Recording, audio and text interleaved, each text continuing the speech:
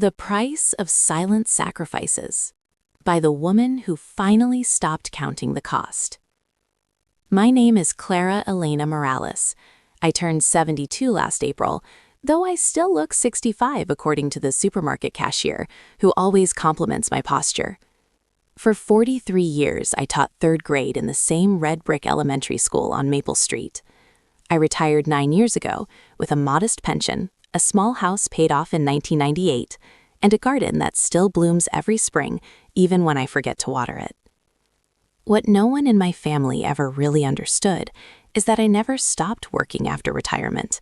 Not in the classroom, but in silence, in the background, in the spaces between phone calls and holiday dinners. It began the year after Javier died. My husband passed from pancreatic cancer in the spring of 2015.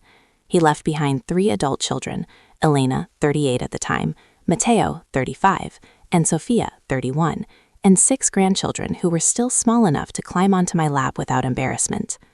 He also left behind $87,000 in private student loan debt spread across the 3 of them. They had each borrowed heavily for graduate school, law school, an MBA, a master's in social work. Javier and I had co-signed 2 of the loans because the interest rates were killing them, and we believed, foolishly perhaps, that family helps family. After the funeral, I sat alone in our kitchen at 2 a.m. with a yellow legal pad and a calculator. The loans had ballooned to $124,000, with interest and late fees. My children were drowning, even if they never said it out loud. Elena was crying on the phone about garnished wages, Mateo had stopped answering collection calls, Sofia had started working weekends at a coffee shop just to make minimum payments. So I did what mothers do. I began paying. Not dramatically, not with announcements or ceremonies. Quietly, methodically, like folding laundry or watering plants. I sold Javier's 1967 Mustang convertible first. He had restored it over 12 years. Every Saturday morning in the garage smelled of oil and his aftershave. A collector in Austin paid $38,000 cash. I deposited the check the same afternoon and funneled $12,000 directly to Elena's highest interest loan. Next went the antique pocket watches, 7 of them, inherited from Javier's grandfather. They brought $9,400 at auction. That money erased a last $8,900 balance on Mateo's private graduate loan. I canceled my knee replacement surgery. The orthopedic surgeon had scheduled it for October. Arthritis had turned every step into a negotiation. I told the office I'd reconsider next year. Instead, I sent the $7,200 I would have spent on the deductible and out-of-pocket costs to Sofia's account. Month after month, year after year, I chipped away. I canceled cable. I stopped buying red meat. I wore the same winter coat for 9 seasons.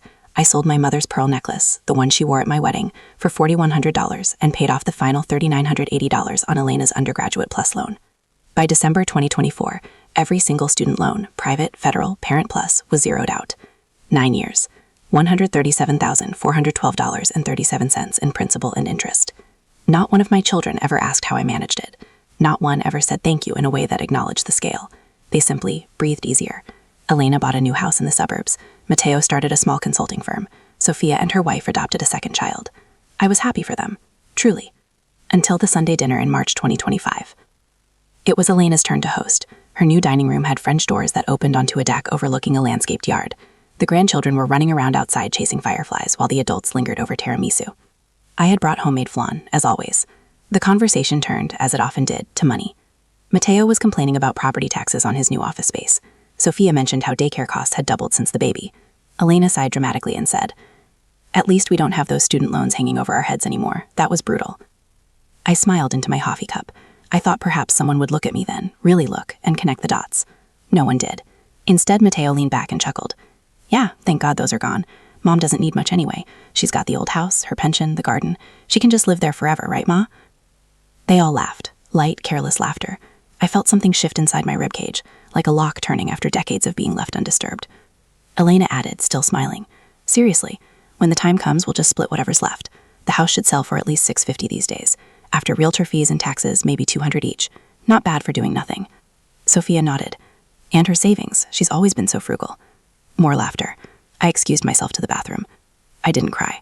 I stood in front of the mirror and watched my own face, lined, calm, tired, and realized I was no longer surprised. I was finished. That night, I drove home in silence. The streetlights flickered past like old film reels. When I pulled into the driveway, the porch light was on a timer, glowing softly over the azaleas I had planted the year Javier got sick.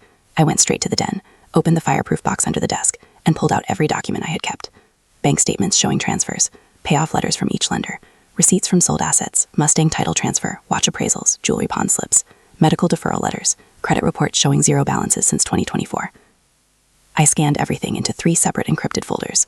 Then I called my attorney, Miriam Delgado, at her emergency line. We had known each other since she was a paralegal and I was sponsoring the school's mock trial team. "Clara," she said, voice thick with sleep. "It's 1 a.m. I need a new will, today, and I need to set up an irrevocable trust." She didn't ask why. She simply said, "I'll be at the office by 8, bring coffee." The next morning, I sat across with her with 2 large lattes and a folder thick enough to stop a bullet. I explained everything. Miriam listened without interrupting. When I finished, she removed her glasses and rubbed the bridge of her nose. "You want to disinherit them almost completely?" "Not disinherit," I corrected. "Redirect." The new will left $25,000 to each grandchild, placed in 529 education accounts that could only be accessed for college or vocational training, non-refundable, non-transferable to parents. The house and remaining liquid assets, approximately $420,000 after liquidating investments, to a newly created 501c3 nonprofit, the Javier Morales Scholarship Fund for single mothers pursuing higher education, $10,000 each to Elena, Mateo, and Sofia, in cash, one-time payment, no strings, no future claims. My personal effects, jewelry, clothing, books, photo albums, to be divided among the grandchildren by party. Miriam looked at me for a long time. "Are you sure?" "I've spent 9 years being sure," I said.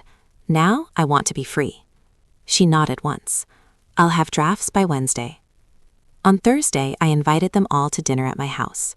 Not a holiday, not a birthday, just family dinner, important announcement. They arrived skeptical but cheerful. Elena brought wine. Mateo brought the kids' latest report cards to show off. Sofia brought photos of the new baby. I served arroz con pollo, plantains, and the last bottle of Javier's favorite Malbec that I had saved since 2014. After dessert, I stood at the head of the table with a big envelope in my hands. "I have something to tell you," I began. They quieted. I placed 3 stapled packets in front of each child, Elena, Mateo, Sofia. "Open them." Inside each packet, a cover letter from me, handwritten, a 9-page summary of every payment I had made toward their loans from 2015 to 2024, dates, amounts, loan numbers, payoff confirmations, copies of sold asset receipts, medical deferral letters, a final tally, $137,412.37. Elena was the first to speak. "Mom, what is this?" "This," I said quietly, "is what I did while you were building your lives." Silence. Mateo flipped pages frantically. "You paid all of it?" "Every cent." Sofia's voice cracked. "Why didn't you tell us?" "Because I didn't want you to feel obligated. I wanted you to succeed. I wanted you to breathe." Elena looked up, eyes shining. "Mom, this is incredible. Thank you." I held up my hand. "I'm not finished." I placed 3 more envelopes on the table, smaller, cream-colored, sealed with gold foil. "These are copies of my new will and trust documents." They opened them slowly. I watched their faces change. First confusion, then disbelief, then something darker. Anger, shame, fear, all mixed together. Mateo spoke first, voice low. "You're giving almost everything to a scholarship fund?" "Yes." Elena's hands trembled. "The house too?" "The house too." Sofia whispered, "Why?" I looked at each of them in turn. "Because last Sunday at your beautiful new dining table, I heard you laugh about splitting whatever's left when I'm gone. You spoke about my house, my savings, my life, as if they were already yours. As if I had never existed except to provide. As if the decades I spent teaching other people's children, raising you, burying my husband, paying your debts in secret, were simply the price of being your mother." No one spoke. I continued. "I gave you an education. I gave you freedom from debt. I gave you years of peace you never had to earn. And in return, I received casual jokes about waiting for me to die so you could divide the leftovers." Elena started crying. "Mom, we didn't mean—" "You did," I said gently. "You meant every word. You just didn't expect me to hear them." Mateo pushed back from the table. "This is punishment. No, I corrected. This is consequence. Sophia looked at the papers again. You're really doing this? I already did. The trust is irrevocable. The will is signed, witnessed, notarized. Miriam filed the nonprofit paperwork yesterday. The first scholarship applications open next month. Silence stretched so long I could hear the wall clock ticking. Finally, Elena stood. So that's it? You're cutting us out? I'm not cutting you out, I said. I'm releasing you.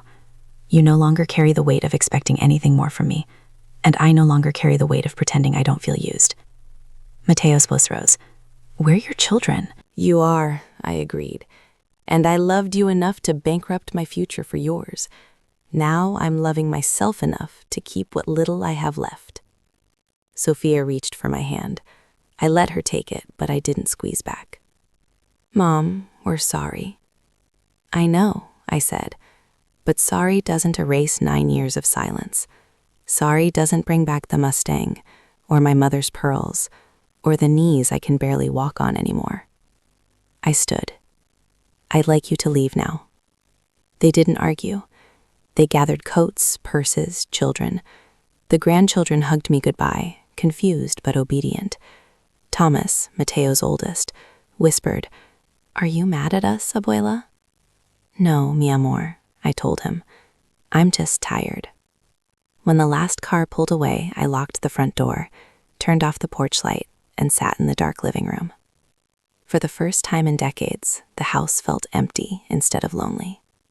The next morning, I listed the house with a realtor. I didn't need to live in it anymore. I found a small 2-bedroom condo in a senior community 15 minutes away. Ground floor, small patio, community garden, book club on Tuesdays. The down payment came from selling Javier's coin collection I had forgotten about in a safe deposit box. Closing happened in July. I moved in August. The first night in my new place, I unpacked only one box, the photo albums. I sat on the couch with a cup of chamomile and turned pages slowly. Baby pictures, first days of school, graduations, weddings, grandchildren being born. I cried, not from sadness, but from recognition. I had given everything, and now I was finally allowed to keep something for myself.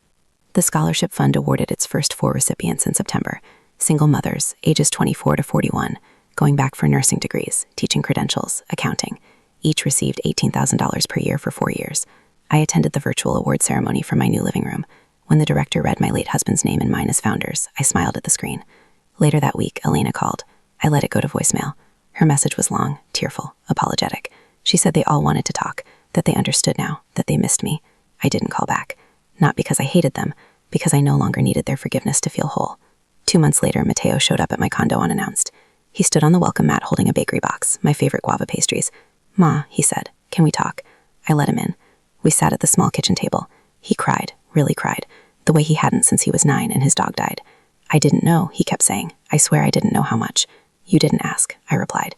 He nodded. I'm sorry. I forgive you, I told him. But forgiveness doesn't mean access. He looked up, startled. I love you, I continued. I will always love you, but I won't finance your comfort anymore. Not emotionally, not financially. He left quietly. After that, the call slowed. The grandchildren still visited, supervised by me, not their parents. We baked cookies, we planted marigolds, we read stories. Elena, Mateo, and Sophia kept their distance. I heard through mutual friends that they were struggling a little. The economy wasn't kind, interest rates rose, life happened. I didn't gloat, I simply lived. I joined a watercolor class. I started walking every morning with a neighbor named Ruth, who lost her husband the same year I lost Javier. We talk about books and grandchildren, and how strange it feels to finally choose ourselves. Last week I received a thank you card from one of the scholarship recipients. Her name is Marisol, 29, 2 children, studying to become a radiology technician. She wrote, Mrs. Morales, your gift gave me breathing room. For the first time I can study without panic. My daughter asked me yesterday why I'm smiling more. I told her because someone believed in me when I forgot how to believe in myself. Thank you for being that someone. I'll pay it forward, I promise. I framed the card. It sits on my bookshelf next to Javier's picture. Every night before bed I look at both of them and whisper the same thing. I kept my promise, amor. I took care of the children, all of them. And then I turn off the light, climb into clean sheets, and sleep without dreams of debt or sacrifice. For the first time in 72 years, I wake up in the morning and ask myself only one question. What would make me happy today? And then I go do it. Because the inheritance I gave my children was never the house or the money or the paid-off loans. The inheritance I gave them was freedom. And now, finally, I have claimed mine.